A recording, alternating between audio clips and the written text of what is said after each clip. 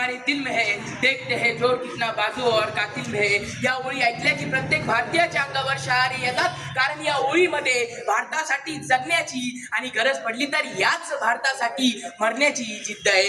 आज आपण तिरंग्याला सलाम करतो, पण हा तिरंगा आपल्याला सहज मिळालेला नाही. या तिरंग्याच्या प्रत्येक रंगामागे लाखो स्वातंत्र्यवीरांचे रक्त, अश्रू आणि बलिदान दडलेले आहे. एकदा एका लहान मुलाने त्याच्या आजोबाला विचारलं, आजोबा स्वातंत्र्य म्हणजे काय? तेव्हा त्या लहान मुलाच्या आजोबाने त्या मुलाच्या हातात एक पतंग दिला. पतंग उंच उडू लागला.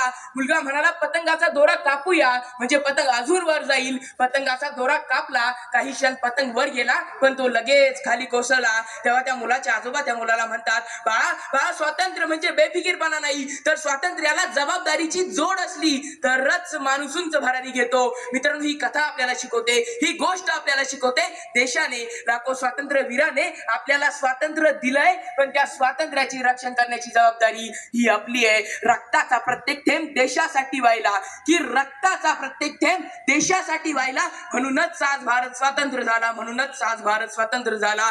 भगतसिंग फक्त 23 वर्षाचे होते, खुदाराम घोष फक्त 18 वर्षाचे होते. अशा अनेक तरुणांनी आपले तरुण्य भारत मातेच्या चरणी अर्पण केले. मग आपण विद्यार्थी म्हणून काय करू शकतो? मित्रांनो, देशप्रेम म्हणजे फक्त घोषणा देणे नाही, तर देशप्रेम म्हणजे आईवडिलांचा आदर करणे, शिक्षकांचा सन्मान करणे, मन लावून अभ्यास करणे, स्वच्छता राखणे आणि आपल्या भारताचे नाव जगात उंचवणे.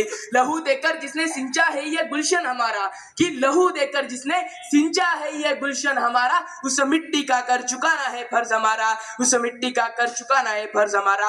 आज भारत चंद्रावर पोहोचतोय, जगाला नवीन तंत्रज्ञान देतोय, खेळात, विज्ञानात, उद्योगात नवीन इतिहास घडवतोय, पण भारताचा खरा भविष्यकाळ कोण?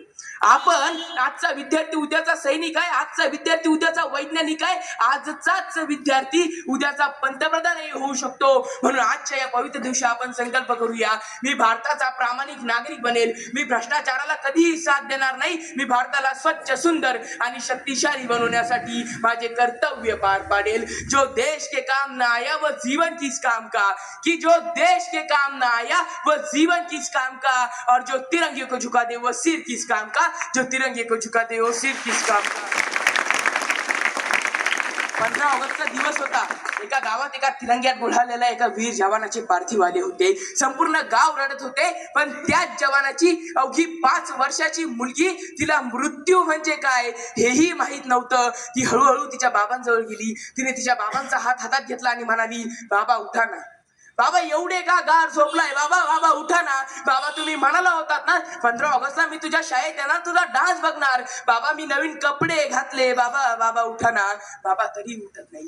ती तिच्या बाबांच्या छातीवर डोकं ठेवते आणि म्हणते, बाबा मी रडते, बघा बाबा तुम्ही नेहमी माझे अश्रू पुसायचे, बाबा मग आज का नाही पुसते, बाबा एकदा उठा ना, बाबा एकदा मला मिठी मारा ना, बाबा एकदा माझ्याशी बोला ना. तिच्या डोळ्यातून अश्रू वाहत होते. ती तिच्या आईला पाहते आणि म्हणते, आई बाबा माझ्यावर रागवले आहेत का, आई बाबा माझ्याशी बोलत का नाही, आई बाबाला सांग ना माझ्याशी बोलायला, आई बाबाला सांग ना मला मिठी मारायला, आई बाबाला सांग ना मला बाळा म्हणून हाक मारायला, आई बाबा एवढे शांत का, आई बाबाला सांग ना एकदा डोळे उघडायला, आई बाबाला सांग ना एकदा माझा हा नवीन ड्रेस बघायला. तिच्या आईच्या डोळ्यातून अश्रू वाहत होते. तिची आई काहीच बोलू शकली. ती लहान मुलगी पुन्हा तिच्या बाबांचा हातात हात धरते आणि म्हणते, बाबा तुम्ही म्हणाला होतात ना मला कधी एकटं सोडणार नाही, मग आज मला एकटं का सोडलं, बाबा एकदा उठा ना, बाबा एकदा मला बाळा म्हणून हाक मारा ना, बाबा एकदा माझ्याशी बोला ना, बाबा एकदा माझा हा नवीन ड्रेस बघा ना, बाबा एकदा माझ्याशी बोला ना. संपूर्ण गाव निशब्द झाले होते. त्या दिवशी फक्त एका वीर जवानाचा, एका सैनिकाचा मृतदेहच घरी आला नव्हता, तर एका आईचा आधार, एका पत्नीचा संसार आणि एका लहान मुलीचं पूर्ण जग त्या तिरंग्यात गुंडाळून घरी आलं होतं. आज आपण भारताचा स्वातंत्र्य दिवस साजरा करतो, पण भारताला स्वातंत्र्य देण्यामागे लाखो सैनिकांनी, लाखो स्वातंत्र्यवीरांनी त्यांच्या प्राणाचे बलिदान दिले. अशा सैनिकांना व त्यांच्या कुटुंबांना आपण वंदन करूया, वंदन करूया. हम अपनी जान के दुश्मन को अपनी जान कहते हैं, हम अपनी जान के दुश्मन को अपनी जान कहते हैं, और मोहब्बत की मिट्टी को हिंदुस्तान कहते हैं, मोहब्बत की मिट्टी को हिंदुस्तान कहते हैं.